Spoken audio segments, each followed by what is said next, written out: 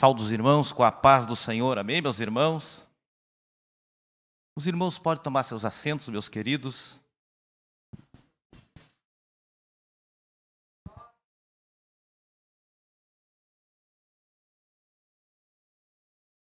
Estamos muito felizes por estar na casa de Deus para aprendermos da sua palavra. Estive ausente, meus irmãos, 1 ou 2 aulas, devido ao nascimento do meu caçula, meu terceiro filho, o Miguelzinho, que se completa 18 dias hoje. Então, eu estou muito feliz aos 45 anos, né? Deus é bom, né, meus irmãos? Graças a Deus, está lá com saúde, graças a Deus. Então, a gente fica feliz. E tivemos que ajudar a esposa nesse momento tão delicado, né? Como eu cozinhei, meus irmãos. Estou um cozinheiro de mão cheia. Amém, meus irmãos? Graças a Deus. Queridos irmãos, nós vamos estudar nesta manhã a lição de número 12, que nos diz assim: a promessa de vida abundante. Mas antes, meus irmãos, só dar uma recapitulada. Não teve, devido à festividade dos adolescentes domingo passado, era a lição A Promessa de Provisão. Né? A lição anterior era uma lição muito importante também, que fala da promessa de provisão. Eu até quero ler para os irmãos, só para nós dar uma recapitulada.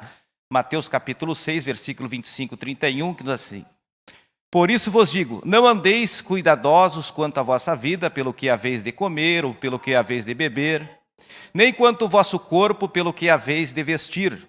Não é a vida mais do que o mantimento, e o corpo mais do que a vestimenta. Olhai para as aves do céu, que não semeiam, nem cegam, nem ajuntam em celeiros, e vosso Pai Celestial as alimenta. Não tendes vós muito mais valor do que elas? E qual de vós poderá, com todos os seus cuidados, acrescentar um côvado à sua estatura? Versículo 28. E quanto ao vestuário, por que andais solícitos? Olhai para os lírios do campo, como eles crescem, não trabalham nem fiam. E eu vos digo que nem mesmo Salomão, em toda a sua glória, se vestiu como qualquer deles. Pois se Deus assim veste a erva do campo, que hoje existe e amanhã é lançada no fogo, não vos vestirá muito mais a vós, homens de pequena fé. Não andeis, pois, inquietos, dizendo: que comeremos? Ou que beberemos? Ou com que nos vestiremos? Então, irmãos, há uma escala de valores, né? São princípios estabelecidos por Deus. Então, Deus cuida de nós nos mínimos detalhes, nas nossas necessidades básicas. Agora nós vamos para a promessa, lição 12, foi lido o texto áureo, mas eu vou ler novamente. Eu sou a porta, se alguém entrar por mim, salvar-se-á, e entrará e sairá, e achará pastagens. O ladrão não vem senão a roubar, a matar e a destruir. Eu vim para que tenham vida e a tenham com abundância. João capítulo 10, versículo 9 e 10. Eu quero ler a verdade prática com os irmãos novamente, só para reforçar. O Senhor Jesus tem uma promessa. Repita comigo: o Senhor Jesus tem uma promessa de vida abundante para quem se relaciona com Ele de maneira plena. Então veja bem, meus irmãos, existe a promessa condicional, que está estabelecido aqui, promessa condicional. Então, a promessa de vida abundante é uma promessa condicional que exige um relacionamento com Ele. E depois existem as promessas incondicionais, que não dependem da vontade humana. Exemplo, por exemplo, o arrebatamento de Cristo, né? Isso vai acontecer a qualquer momento. Mas as promessas condicionais é para nós cristãos, que obedecemos a sua palavra. Queridos irmãos, nós temos aqui a introdução, que nos diz assim: nesta lição estudaremos a promessa da vida abundante, prometida pelo Senhor Jesus, conforme João capítulo 10. A vida com Cristo se contrasta diretamente com a vida sem Ele. Quando estamos em Cristo, tudo o que ansiamos e desejamos tem outros fundamentos. A vida abundante em Cristo preenche lacunas que até então nem imaginávamos que poderiam ser preenchidas. Por isso, a vida abundante é uma promessa que começa e termina em Jesus. Pois só mediante um relacionamento pessoal com Ele é possível desfrutar dessa vida. A palavra-chave é vida abundante. O tópico 1 nos diz assim, meus irmãos: Jesus, a fonte de vida abundante. A fonte de verdadeira vida. Queridos irmãos, nessa lição nós veremos que o nosso Senhor é a fonte de vida. E alencaremos e acrescentaremos que a vida com Cristo se contrasta diretamente com a vida sem Ele. Notaremos que a vida abundante começa e termina em Jesus e, por fim, um relacionamento pessoal com Cristo. Desfrutaremos da verdadeira vida abundante. Queridos irmãos, vida abundante, uma definição de vida abundante, está em Cristo Jesus. Vamos ler um texto bíblico, João capítulo 5, versículo 24. O irmão que encontrar pode ler, por gentileza.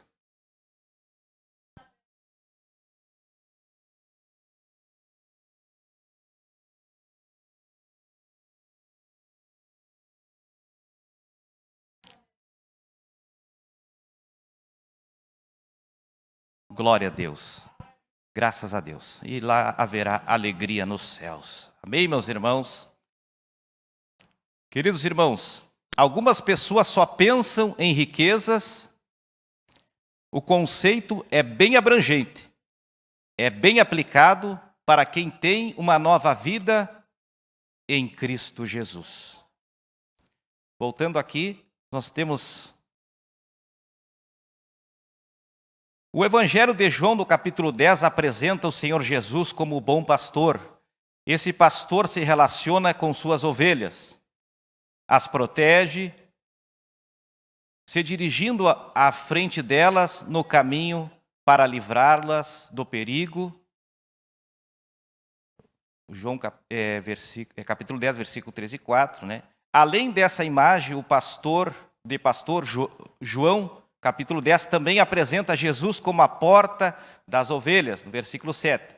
Essa porta simboliza o caminho da salvação espiritual, em que um relacionamento pessoal e eterno com Deus se torna possível. E tudo o que a ovelha necessita será encontrada em Deus. Por isso, o nosso Senhor Jesus aparece nesse texto como a fonte da verdadeira vida. Quando encontramos, podemos viver de verdade, fazendo o bem para a glória de Deus. Queridos irmãos, alguém pode ter uma vida abundante mesmo sendo pobre. Sim, mesmo sendo pobre, tem uma vida abundante. Mesmo não tendo riquezas. É bom nós lembrarmos disso. Nós éramos comparado a ovelhas, irmãos, desgarradas, que não tínhamos pastor, diz a Bíblia Sagrada. Imagina, éramos ovelhas desgarradas que não tínhamos pastor, mas a partir do momento que cremos em Cristo, Jesus é agora o nosso pastor. Pertencemos a um rebanho. Em João capítulo 10, versículo 16, que foi lido aqui, meus irmãos, ainda tenho outras ovelhas que não são deste aprisco. Também me convém agregar estas, e elas ouvirão a minha voz, e haverá um rebanho e um pastor.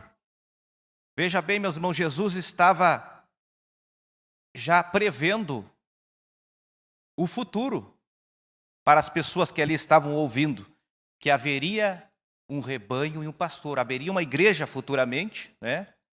Hoje nós somos membros aqui da Assembleia de Deus, temos um pastor, temos o vice-pastor e os pastores auxiliares. Então, há um pastor que nos orienta, que nos ensina, pastores que nos ensinam a palavra de Deus, como seguir o caminho através da palavra de Deus. Queridos irmãos, Jesus, a fonte de vida abundante. A vida em abundância que Jesus se refere, portanto, é abundante em sentido espiritual. É isso que ele está se referindo. Ela é abundante em sentido espiritual. Significa libertação da cadeia do pecado, irmão, e das correntes do maligno. Lucas capítulo 4, versículo 18 e 19. Vamos ver aqui.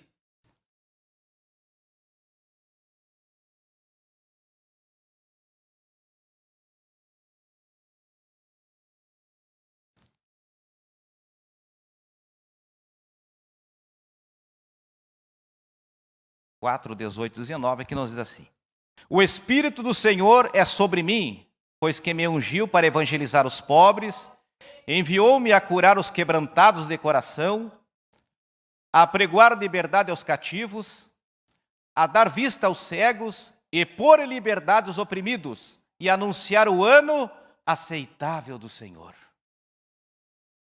De quem Deus nos livrou? Para nos trazer ao reino do seu Filho amado. A Bíblia diz, meus irmãos, que Deus nos tirou do império das trevas e nos transportou para o reino do seu Filho de amor. Olha que coisa tremenda, irmãos. Em quem temos a redenção, a saber, o perdão dos pecados. Colossenses 1, 13 e 14. Jesus cumpriu essas promessas em seu ministério terreno, mas elas são eternas, irmãos. Ele cumpriu essas promessas, mas elas são eternas na vida daquele que crê em Cristo. Esse texto de Lucas, capítulo 4, versículo 18 e 19, é contemporâneo, é para agora. Quem não se lembra do gadareno, irmãos? Aquele homem possesso de demônios, aquele homem que vivia aprisionado, ninguém conseguia prendê-lo, nem amarrá-lo, ferindo-se com pedras, clamando dia e noite, passava, irmãos. A tristeza daquele rapaz. Eles viviam de dia e noite clamando pelo sepulcro, mas de repente aquele homem é liberto. Olha que coisa linda, é liberto. E os evangelistas dizem que estava sentado, vestido em perfeito juízo. É isso que Deus faz, Ele cura completo, irmãos. Querendo acompanhar Jesus, ele ainda queria acompanhar Jesus, mas Jesus disse, não vai nos acompanhar, vai e prega para os teus contemporâneos. Virou a testemunha de Jesus. Quantos estão testemunha de Jesus aqui nesta manhã? Glórias a Deus por isso, aleluia. Queridos e amados irmãos, a palavra de Deus, ela é maravilhosa. Em 1 Coríntios capítulo 2, verso 9, olha o que diz a Bíblia Sagrada. Você que encontrar pode ler. 1 Coríntios capítulo 2, versículo 9. Vamos interagir, meus irmãos. Você que quer ler a Bíblia Sagrada, você que encontrou.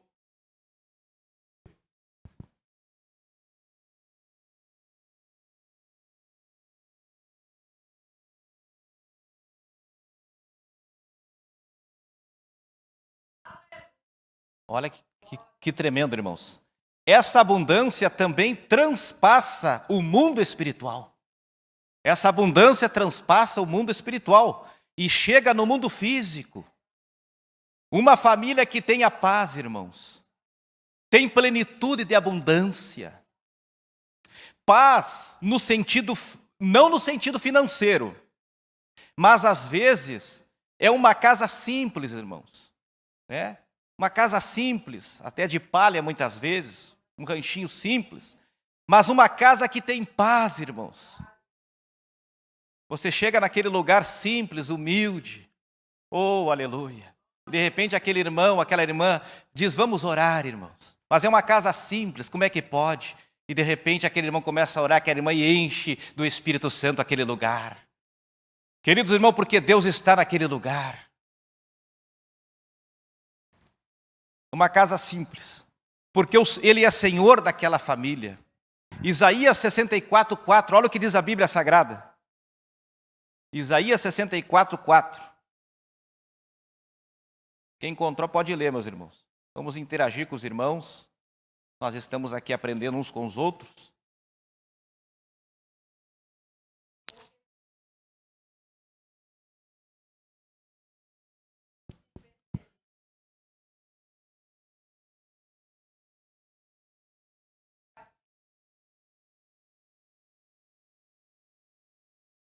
Então é essa abundância que Jesus está oferecendo aqui. É essa abundância espiritual. Nós podemos ler da passagem do rico e do Lázaro, né? O rico, a Bíblia diz que quando morreu, né, Lázaro, veio os anjos e o levaram, né? Mas o rico foi sepultado. Lá ele estava em tormentos, né? E os irmãos sabem, né? A história, a passagem. Então, a Bíblia diz que ele era rico, ou seja, ele tinha tudo que ele tinha na terra. O rico tem tudo à sua disposição, os bens, né? Bens materiais, mas não tinha, oh, aleluia, a verdadeira abundância, né? Que tinha Lázaro, meus irmãos, que estava no seio de Abraão, desfrutando ali desta plenitude agora com Deus. Então veja bem, meus irmãos. Então aqui a fonte da vida abundante. Nos versículos 8 ao 10 de João 10, nosso Senhor faz um contraste entre ele, que é a porta, e os outros que vieram antes dele, identificados como ladrões e salteadores, que apenas trazem roubo, morte e destruição. Nosso Senhor, pelo contrário, veio trazer vida no lugar da morte, e vida em abundância, irmãos. Né? Aqui está falando de abundância de paz, abundância de alegria.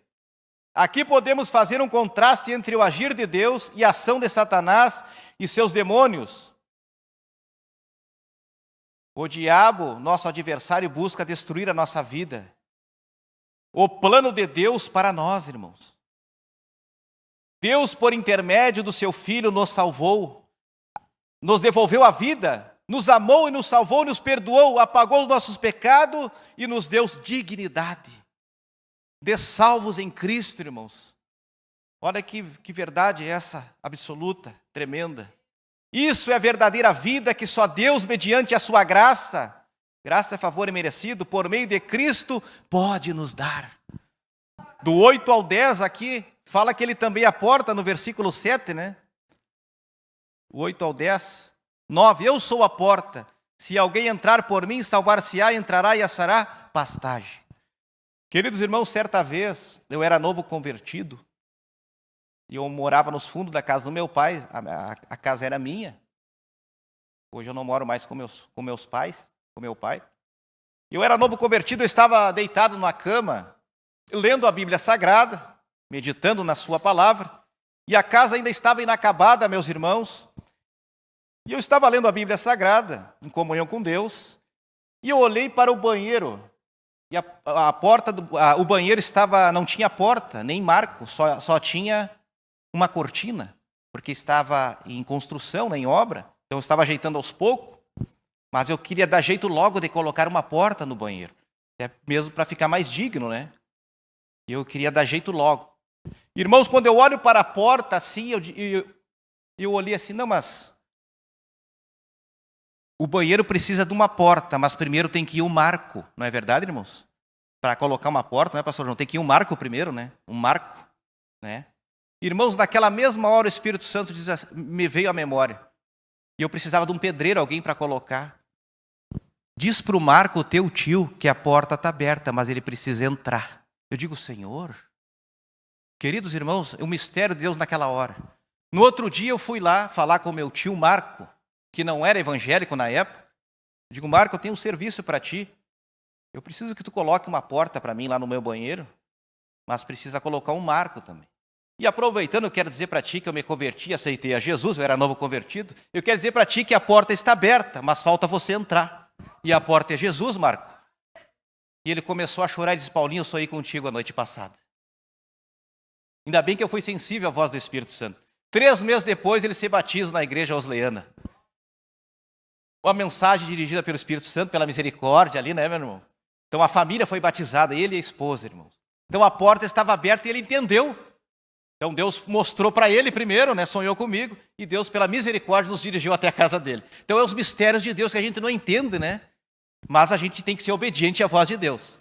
E graças a Deus, né, meus irmãos? Então Deus é maravilhoso. Então encaixou nesta lição ele e a porta. Oh, aleluia, e a porta está aberta. Quantos entraram por esta porta? Levante a mão e glorifique o nome do Senhor nesta manhã. Ele está aqui nesta manhã. Jesus, aleluia. Oh, aleluia, glórias a Deus. Sentimos a sua presença. Ele é a fonte de amor. No versículo 11, o Senhor Jesus menciona novamente a imagem do bom pastor. O Salmo 23 diz, o Senhor é meu pastor e nada me faltará. Então veja bem com convicção, o salmista, ele é o meu pastor, nada me faltará.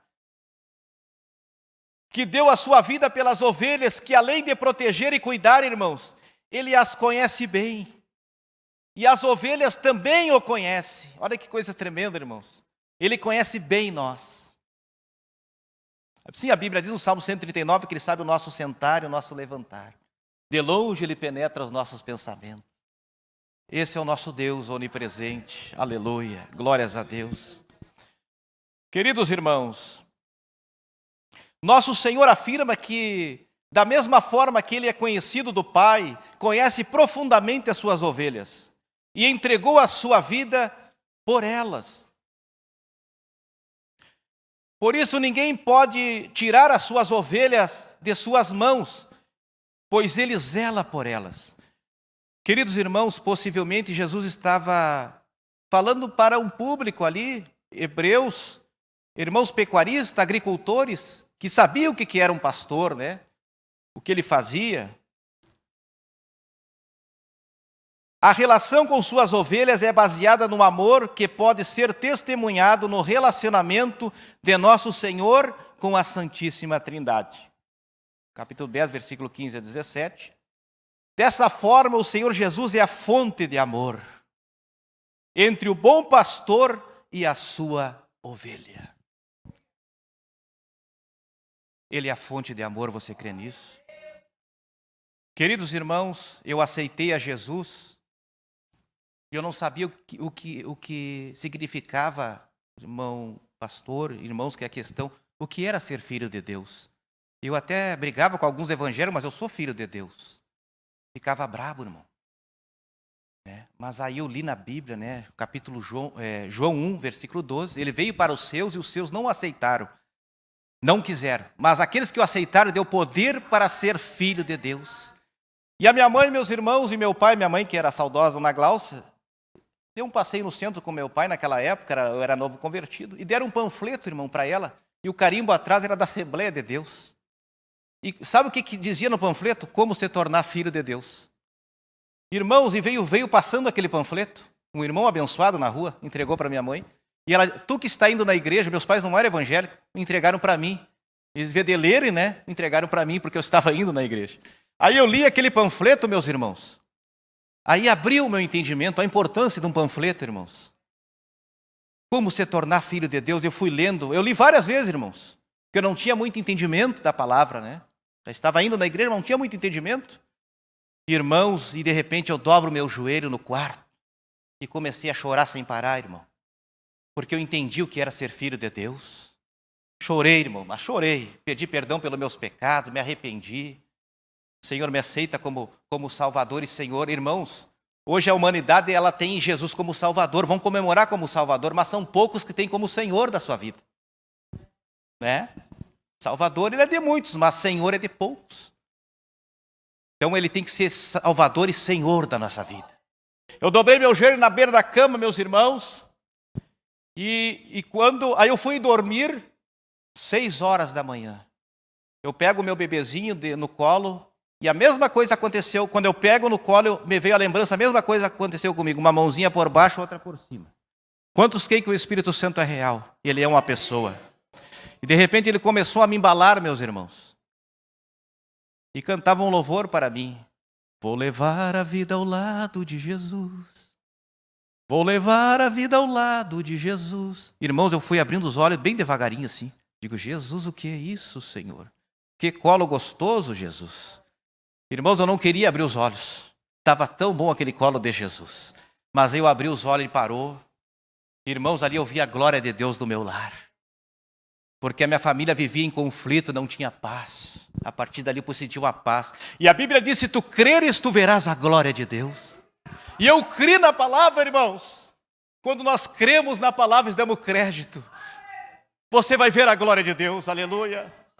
E ali eu passei a andar com Jesus desde aquele dia, 20 anos atrás. Não é um mar de rosa, há espinhos, há pedras, as provas vêm, mas Ele promete estar conosco todos os dias, até a consumação dos séculos. E até aqui o Senhor tem nos ajudado, tem nos dado força para caminhar, aleluia. Porque Ele está nos levando nos braços, no colo dEle, aleluia. Você não teve força para chegar aqui, mas Ele te trouxe nos braços. Ele trouxe carregado e vai sair renovado no nome de Jesus. Queridos irmãos, as experiências pessoais é importante contar, mas com base bíblica. Eu procuro contar, mas com base bíblica. Queridos irmãos, e a Bíblia Sagrada, então Ele é a fonte do amor. Que coisa linda, né? Com amor eterno te atraí, Ele disse para Israel. Irmão, com amor eterno te atraí. Olha o amor de Deus por Israel, meu irmão. Oh, aleluia, com amor eterno te atraí. Deus é amor, a Bíblia diz que Ele é amor. Oh, aleluia. Dessa forma, o Senhor Jesus é a fonte de amor entre o bom pastor e as suas ovelhas. Ele é a nossa fonte transbordante de vida verdadeira e abundante. Queridos irmãos, nós temos aqui, vamos ver aqui, as horas estão indo. Ampliando o conhecimento. Eu sou o bom pastor. Esta metáfora, isto é, uma imagem simbólica, ilustra o cuidado carinhoso e devoto para com os seus seguidores. Ele está constantemente olhando para eles com o intuito de orientá-los e mantê-los longe do mal. Esse é o intuito do nosso Jesus, ó. Orientá-los e mantê-los longe do mal. Por isso a importância dos cultos de ensino, a escola bíblica, que nós somos instruídos pela palavra. Jesus santifica pela palavra, né? A característica distinta que Cristo tem como supremo pastor é a sua disposição de morrer por suas ovelhas. Sua morte na cruz resgata e salva espiritualmente aqueles que optam por segui-lo.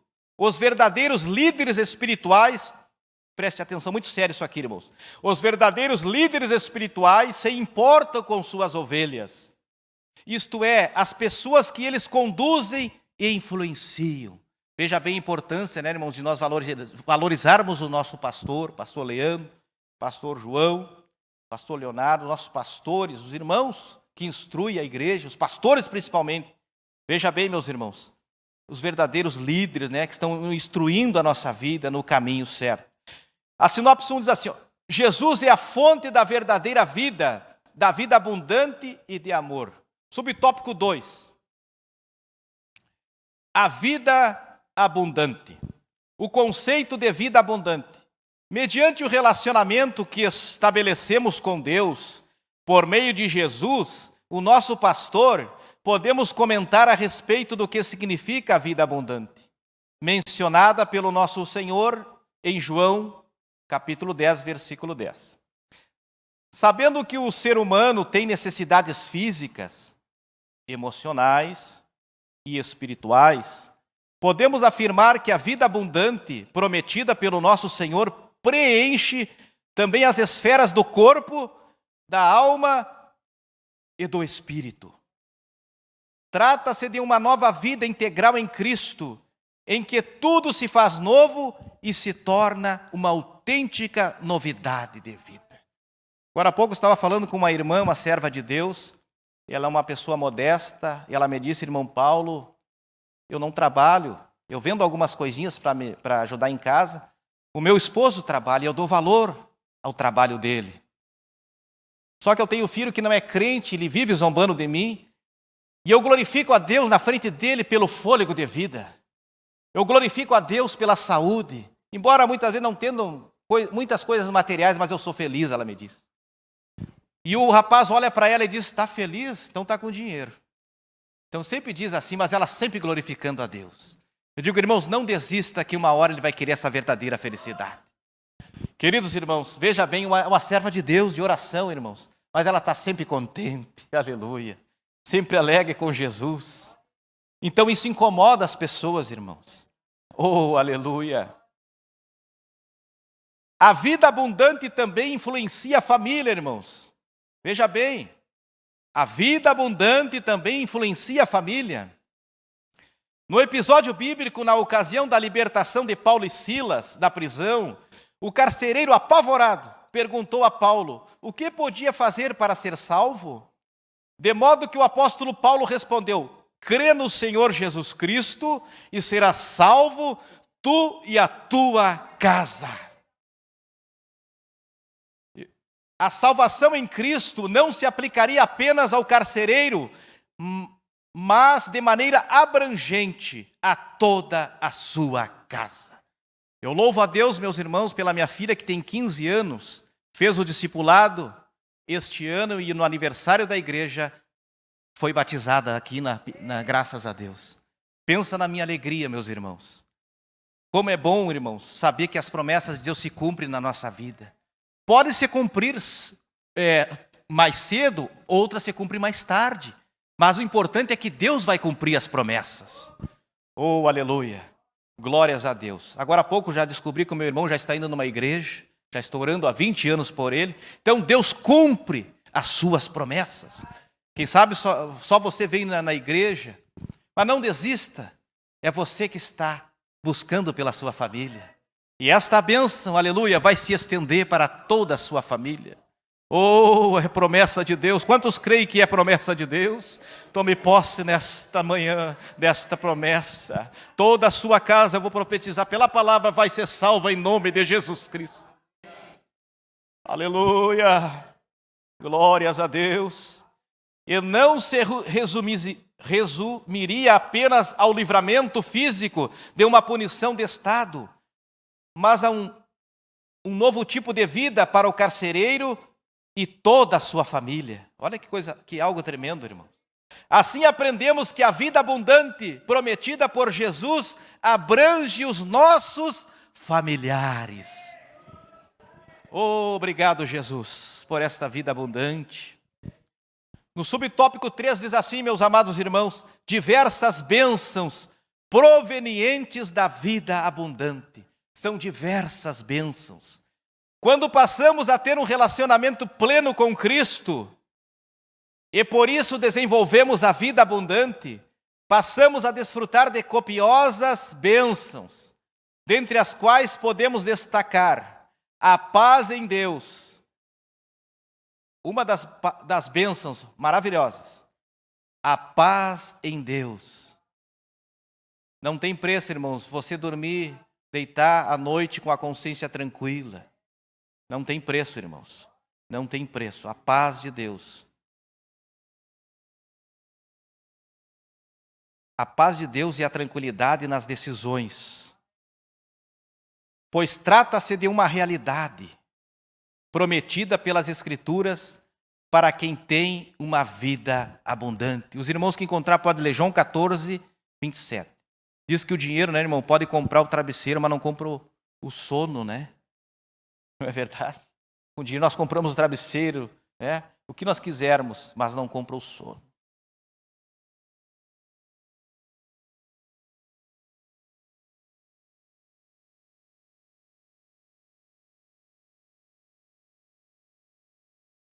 Olha, promessa de Jesus. Outro irmão, vamos interagir, irmãos. Romanos capítulo 5, versículo 1.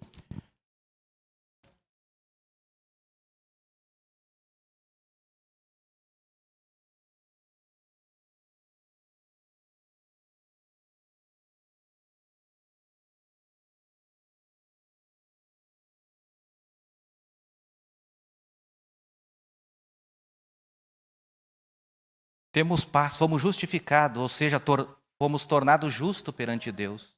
Deus nos tornou justo, irmãos. Justo, justificado perante Deus. Temos paz com Ele agora. É algo tremendo, irmãos. Agora nós temos aqui, olha, mais um benefício maravilhoso. A prática do amor. João capítulo 13, versículo 34, 35. O irmão que encontrar pode ler, meus irmãos. João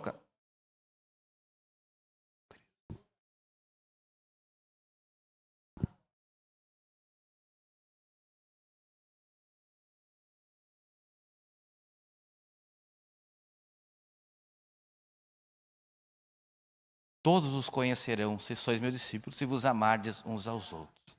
A importância do amor, né, meus irmãos? O amor, ele cobre multidão de pecados. Nos amarmos uns aos outros. Não suportar, mas amar, né, meus irmãos? A vida em unidade, Salmo 133, o irmão que encontrar.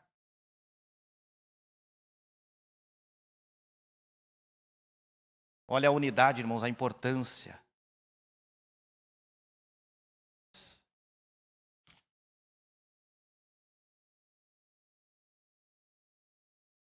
Salmo 133. Isso, por gentileza.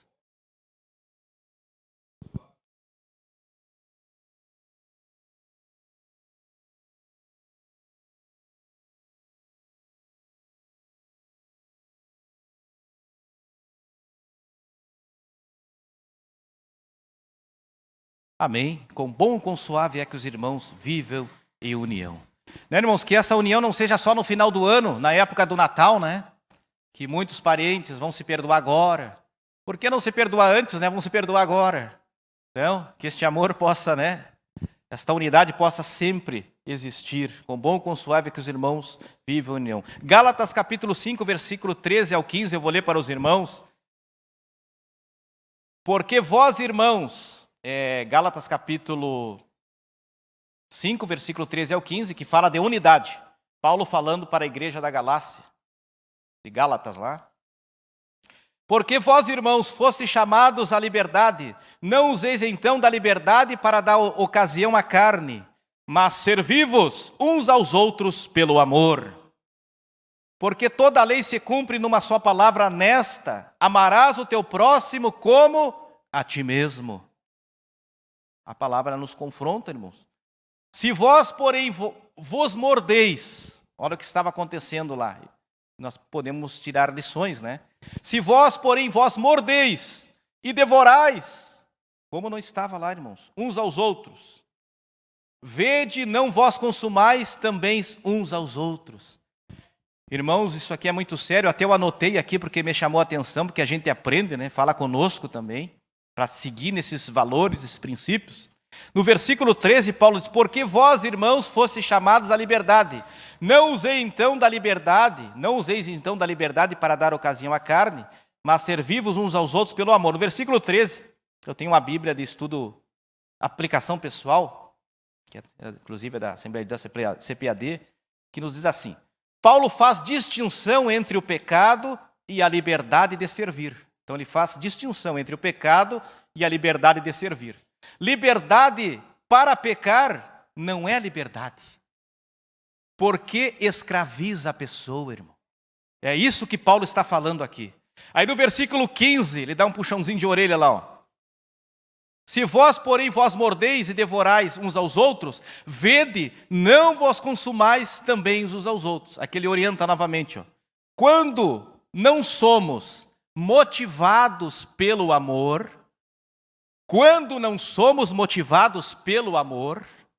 tornamo-nos críticos.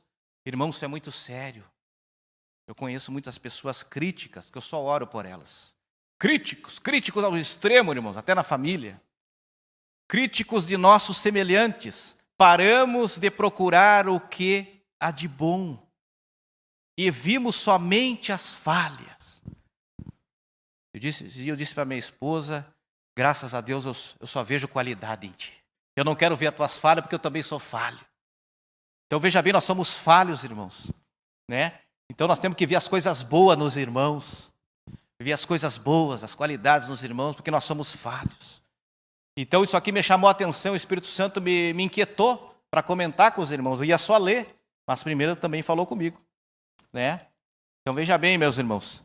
Então, com todo respeito, os irmãos, não fiquem zangados com os irmãos comigo, né? Se eu falar das minhas lideranças, que eu também tenho liderança, e cortar das minhas lideranças críticas, é perigoso, meus irmãos, né? Ou dos meus familiares, seja onde for, né? Ou dos meus patrões. Mas aqui está referindo à igreja. Então, se eu for muito crítico, espero que eu esteja me expressando bem, irmãos. O que vai acontecer? A unidade dos crentes é quebrada. É quebrada, irmãos. Deus não pode agir no nosso meio. Veja bem, irmãos. Então a importância de nós nos examinarmos. Jesus disse em Mateus 22:39. Aí Jesus novamente confirma. Vou pedir para o irmão ler para nós. Mateus 22:39.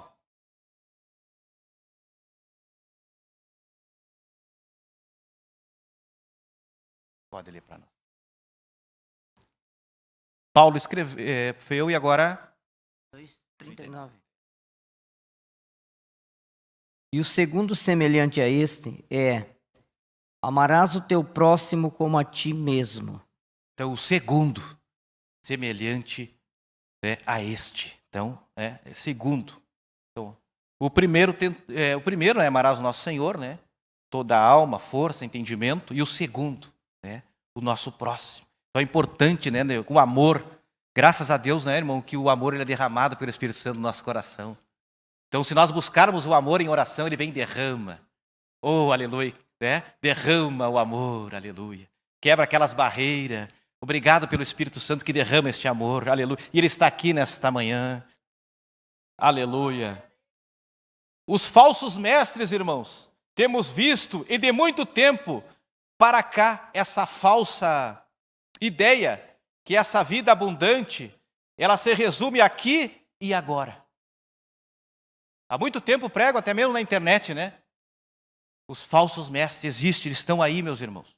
Não cabe nós a julgar, mas a gente tem que avaliar, né?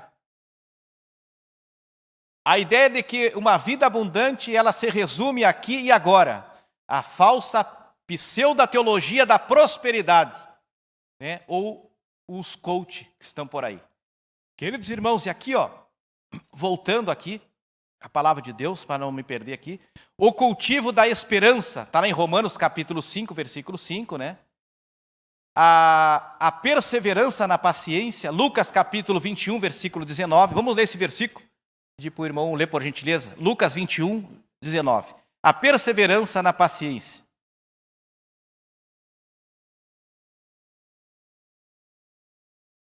A paciência ela é uma virtude, que ela é adquirida, né, irmãos? Então Deus pode trabalhar na nossa vida para adquirir esta paciência. Os pastores sempre pregam sobre essa virtude aqui. E Deus usa pessoas muitas vezes para trabalhar. Irmãos, há quase 2 anos que eu tirei a carteira de motorista. Precisei por causa da família. Comprei um Golzinho em 2003. E os primeiros dias eu parei numa esquina ali perto de casa, na Félix Grivô, bem tranquilo com a esposa. E quando eu dou o pisca para eu parado, irmãos, aquela batida atrás. Eu digo, Jesus. Irmãos, e eu saí, né, do carro meio... Era um homem com celular, irmãos, na mão. E Deus me deu uma calma na hora, irmãos. Eu digo, meu Deus, se é outro tempo, Jesus amado. E o que houve? Se eu vim com o celular, vinha falando com a minha filha e bati no seu carro. Aí eu olhei ali, mas graças a Deus não teve muito prejuízo, irmão. Um pouquinho ali, nos entendemos, conversamos ali, né? Fui lá no carro, peguei um panfleto e dei para o homem, daí evangelizei o homem, irmão. Só Deus para fazer isso, irmão. É só Deus para dar essa paciência, irmão João. Pastor João. Ainda evangelizei, ainda convidei para ir na igreja, eu tenho uma congregação aqui perto. E eu por dentro, Jesus, eu amo ele, Jesus. Eu tenho para... Obrigado por essa paciência. Me deu uma calma, né, naquela hora ali. Nos acertamos, graças a Deus, deu tudo. Os primeiros dias do carro, né, irmão, bem faceiro. Né? Mas foi ali Deus me provou, né, irmãos? Como é que está a tua paciência agora, nesse trânsito de Uruguaiana? Jesus amado. Aí eu comecei a ficar atento, irmão. E eu já saio orando, Jesus, me guarda. Uruguaiana, irmão, não é fácil o trânsito de Uruguaiana, não é verdade, irmãos? Que Deus nos ajude aqui, né? A irmã Itália Mar tem um testemunho forte também. Então aí passei por isso, irmão. Estamos sempre aprendendo também, né? Romanos 5,4 também fala. Tudo isso são bênçãos de uma vida abundante em Cristo Jesus, que contrasta com a vida vazia de sentido outrora. Então veja bem, meus irmãos, então tudo isso são virtudes que nós adquirimos no reino de Deus. A sinopse 2 diz assim: a vida abundante prometida por Jesus preenche as esferas do corpo, da alma, do espírito e do ser humano. Irmãos amados, vamos ver aqui. Estava falando, né, que hoje em dia tem muitos os falsos profetas, né, os coaches aí, que interpretam mal a vida abundante. Em João capítulo 10, em momento algum, as benesses do verdadeiro pastor são físicas. Eu estou lendo aqui, irmãos. Mas os falsos pastores, esses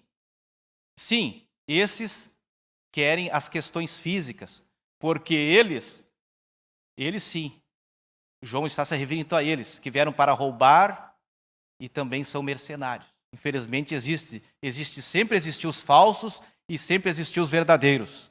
Existem pessoas, irmãos, frustradas na vida espiritual, porque acham que essa abundância na vida resume a prata e ao ouro. Não é verdade, irmãos. Não é verdade. Uma vez eu estava no meu local de trabalho, rapidinho, meus irmãos. É que o Espírito Santo me traz à memória, eu preciso uma experiência sempre com a base bíblica. E eu comecei em 2005 na área da segurança, trabalhava à noite, tinha um colega de trabalho que ele era de outra religião. Ele estava sempre, eu vi que ele não tinha paz, ele estava sempre triste, angustiado. E eu orei a Jesus, me dá uma inspiração para falar para ele. Ele sabe que eu sou crente.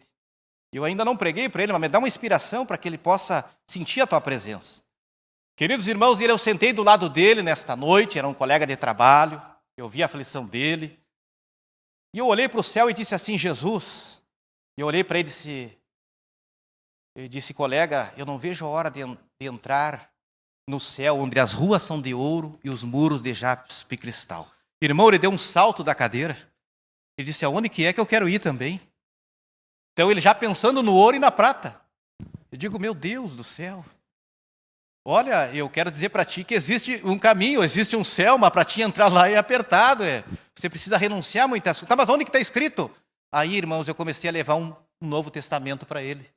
E aí eu mostrei para ele onde está escrito. E ele começava a ler toda a noite. Mas veio a inspiração divina na hora. Então Deus é maravilhoso, irmãos. E ele achava que o ouro e a prata, Não, irmãos. A Bíblia diz, juntais, aonde está o teu coração, está o teu tesouro. Aonde está o nosso coração, está o nosso tesouro. A mulher de Ló olhou para trás, irmão. Ela olhou para trás. Era para ser toda a família. Mas ela olhou para trás. Estava todo aquele sentimento, lá em Sodoma, que ela tinha. Vamos para, que as horas estão indo, meus irmãos. Quantos estão entendendo a palavra de Deus nesta manhã? Amém, meus irmãos? Vamos aqui à palavra de Deus. Existem pessoas frustradas, eu estava lendo para os irmãos, na vida espiritual, porque acham que essa abundância na vida se resume a prata e ouro, como eu já li para os irmãos. Agora aqui completando, os próprios discípulos de Jesus eram simples. O próprio Jesus disse que não tinha nem onde morar, nem onde reclinar a cabeça.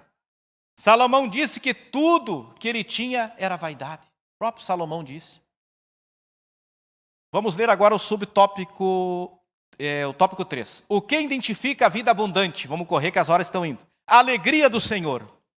O Novo Testamento, o apóstolo Paulo escreveu aos Tessalonicenses exortando: regozijai-vos sempre. 1 Tessalonicenses 5,16. No Antigo Testamento, Neemias disse: a alegria do Senhor é a nossa força.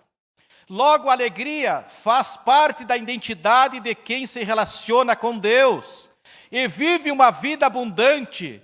É uma virtude citada pelo apóstolo Paulo em Gálatas capítulo 5, versículo 22. Em Provérbios, o sábio diz que a alegria é um bom remédio. Provérbios 17, 22. Essa virtude mostra que estamos bem e em paz e cheios de vigor. Veja bem, meus irmãos, olha que coisa tremenda. Eu anotei mais um pouco aqui. O que identifica a vida abundante na alegria do Senhor é a alegria espiritual. A alegria do Espírito, ela contrasta com a alegria natural. Portanto, é uma alegria decorrente das coisas espirituais, a alegria de Deus. A Bíblia mostra que não é uma alegria em coisas materiais. Essa alegria, ela é fruto da salvação. Vamos ler, meus irmãos, o irmão que encontrar, por gentileza, Salmo 51, 12. Olha, o irmão que encontrar, lê para nós, por gentileza. Ela é fruto da salvação. E o outro irmão que puder encontrar lá, depois eu vou ler, Lucas 10, 20, Salmo 16, 9. Salmo 51, 12, o irmão que encontrar pode ler. Torne a dar. Veja bem, meus irmãos, torne a dar, então ele perdeu, né? Em algum momento, né? O salmista Davi aqui foi a confissão de pecados, os irmãos sabem a história, ele pecou, mas Deus, né, ele confessou e novamente ele retornou à alegria da salvação. Da esperança da ressurreição, Salmo 16, 9, irmão que encontrar pode ler.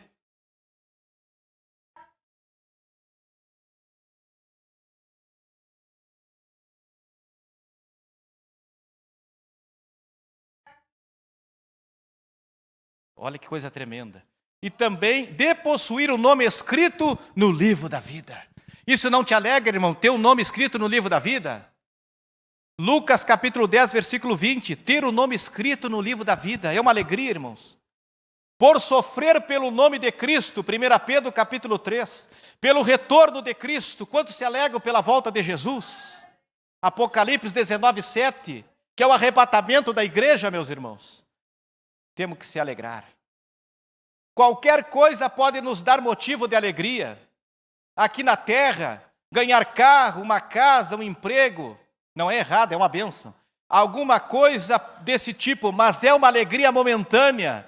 Mas a alegria que está sendo dita aqui é espiritual, que é fruto de um relacionamento de nós com Deus. Quantas vezes visitamos, irmãos, pessoas doentes, pela misericórdia, eu vou lá no hospital uma vez por mês, e ali nós encontramos pessoas, irmãos, que estão à beira da morte, irmãos. E você olha e diz assim, meu Deus, né? E você diz, meu Deus, que sofrimento. Está perto de morrer, mas quando chega, irmãos, aquela pessoa diz, a pessoa, né? Eu estou alegre, irmão, porque eu vou me encontrar com o meu Senhor. Irmãos, às vezes você chega até, não está muito bem, de repente você ouve aquela palavra, ela te evangeliza. Várias vezes eu encontrei no hospital pessoas assim, irmão, crente, irmão. Mas tem que ser crente para dizer isso. Eu fui orar, eu digo, meu Deus. Irmão, por que o irmão está orando, me olhando desse jeito? Eu vou encontrar com o meu Salvador. Eu digo, meu Jesus. Olha a alegria daquela pessoa, irmão. Pronta para subir. E ali a gente chega e faz aquela oração, né? Meu Jesus, é só Deus, irmão. Ou senão no lar, irmãos. Eu fui visitar a irmã Alzira, que é uma membra que partiu para o Senhor, né? Conheci a saudosa mãe dela, irmã Adelina, que era crente no Senhor. A irmã Alzira, com 93 anos, meus irmãos, ela criava um rapaz, né? Com problemas mentais, né? Já tinha 47 anos. De vez em quando ia visitar ela, orar com ela. E uma semana antes de ela partir, meus irmãos, ela disse, irmão Paulinho, vamos fazer um culto aqui. 93 anos, irmãos. Eu comecei a cantar uns corinhos, uns hinos da harpa com ela. Irmãos, e ela cantando os hinos da harpa com alegria. E eu olhava para ela, meu Jesus, olha a alegria dessa 93 anos, irmão.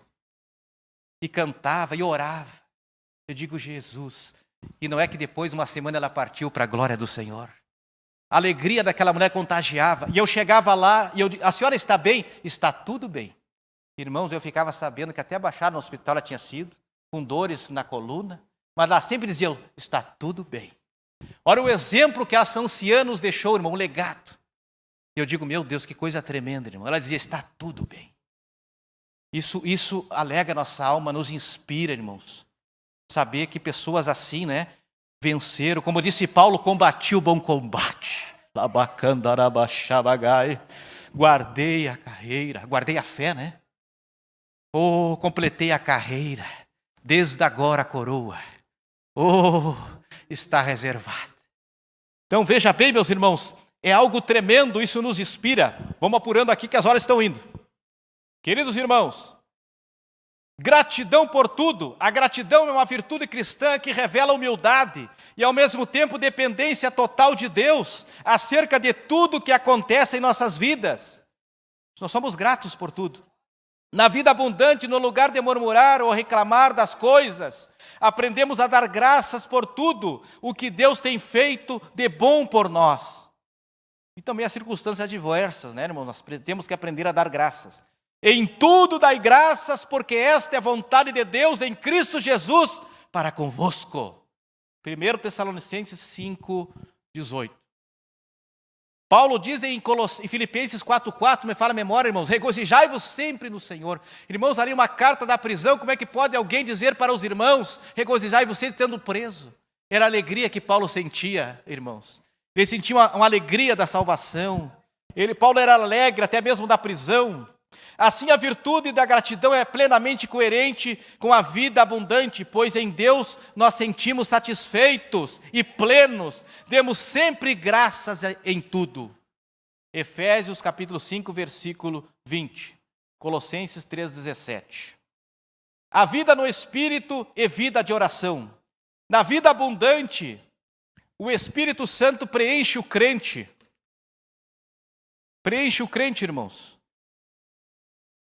A Bíblia diz que para viver no Espírito, devemos estar inclinados às coisas do Espírito.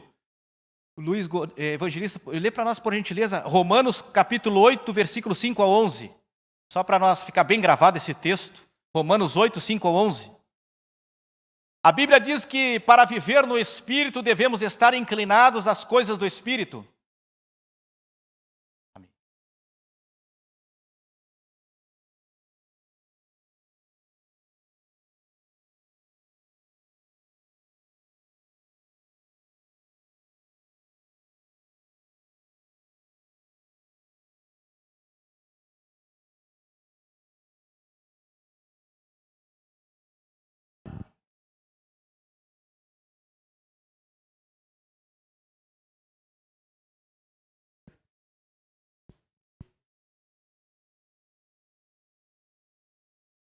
Então, é muito sério, né, meus irmãos? Então é preciso ser cheio do Espírito e andar nele para termos a vida plena. Termos os frutos também, né? Jamais podemos extinguir o Espírito. Extinguir aqui, né, é restringir o poder do Espírito, né, o amor, as bênçãos que vêm do Espírito. 1 Tessalonicenses capítulo 5, versículo 19. Um elemento indispensável para quem vive no Espírito é o cultivo de uma vida de oração, irmãos. Então, a importância de cultivar essa vida de oração, né? Nós podemos ver aqui, mais uma vez o apóstolo Paulo nos exorta: orai sem cessar. Orai sem cessar. Claro que nós temos as nossas atividades diárias, trabalho, as irmãs, né, no lar, na família, né, cuidar dos filhos. Então, mas aí nós podemos estar orando em espírito, buscando a Deus em espírito, clamando em espírito, intercedendo pelo esposo, pelos filhos, né? Então, em todo tempo precisamos reconhecer na rotina da nossa vida, devemos ter sempre uma ocasião para orar, né? O nosso devocional pela manhã, quer em casa, quer no trabalho. Irmãos, quarta e sexta, eu sou zelador ali, né? A BRK, lá na estação de tratamento de esgoto. E aí eu sintonizo na Kairos, mensagem de vida eterna. E eu sempre digo: Senhor, tomara que dê tempo para orar com os irmãos. Às 10h30 tem a hora da oração. Que é algo tremendo, irmãos. Ali nós oramos com os irmãos, eu oro ali com os irmãos pela rádio. E a gente vê que Deus ali também, né, nos acrescenta mais fé ainda. Né? Naquele momento do intervalo que está calmo o serviço. Então veja bem a importância de orarmos com os irmãos pelo rádio. Né? Ali eu oro com os irmãos, a mensagem de vida eterna, um programa muito abençoado. Sintonizo ali no trabalho. Ao acordar, ao se deitar, a importância de orarmos. O apóstolo continua a nos exortar. Exortar aqui, no caso, é aconselhar, né? Tem pessoas que se assustam com a palavra exortar, né? Aconselhar. Perseverar em oração. Colossenses 4:2. Sinopse 3 diz assim. Já estou indo para o final, irmãos. O que identifica a vida abundante são a alegria do Senhor. Repita comigo: a alegria do Senhor, a gratidão e a vida cheia do Espírito. Queridos irmãos, concluindo então, estou dentro do prazo aqui, conclusão. Eu tenho certeza que tem irmãos aqui que poderiam explanar com bem mais propriedade, mas aprove a Deus, dentro da minha pequenez, trazer para os irmãos esse estudo. Conclusão: o Senhor Jesus é a fonte da vida abundante. Ele é a fonte, né? Então ele é a fonte. pois Ele mesmo nos prometeu. Essa promessa está disponível a cada crente que desenvolve um relacionamento pessoal com o nosso Senhor. Nesse relacionamento, a nossa família é abençoada. Você crê nisso? Podemos desfrutar de copiosas bênçãos, além de andarmos com alegria. Olha que coisa tremenda, irmão, andar com alegria.